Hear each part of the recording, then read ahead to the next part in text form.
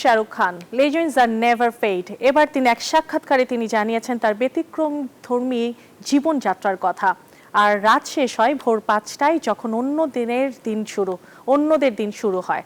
দিনভর তিনি একবারই আহার করেন। তার পরিমিত জীবনবোধ এখনো কিং খান হয়ে রাজত্ব করছেন দর্শকদের মণিকোঠায়। কিং শাহরুখ খান, লেজেন্ড আর নেভার ফেড, তার প্রমাণ বলিউডের কিং খান। 2023 সালে টানা 3টি সুপারহিট ছবির মাধ্যমে আবারও প্রমাণ করেছেন তার অটল জনপ্রিয়তা।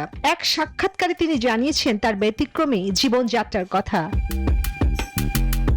শাহরুখ বলেন, তার রাত শেষ হয় ভোর 5টায়, যখন অন্যদের দিনের শুরু। তিনি ঘুম থেকে ওঠেন সকাল 9টা বা 10টার দিকে। দুপুর 2টার মধ্যে শুটিং শেষ করে তিনি ফিরে আসেন বাড়িতে।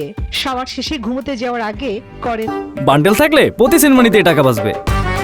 বিকাশ সেনমানি বান্ডেল কিনে জিতুন প্রতি লেনদেনে।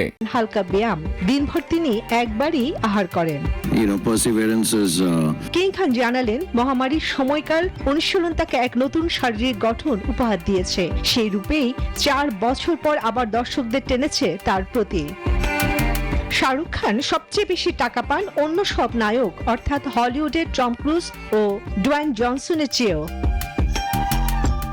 1500 টাকা নিয়ে বলিউডে যাওয়ার পর আজ তার বিলিয়ন বিলিয়ন টাকা, যা তিনি ক্যান্সার রোগীদের জন্য কাজ করেন, তাদের পড়াশোনার পেছনে খরচ করেন।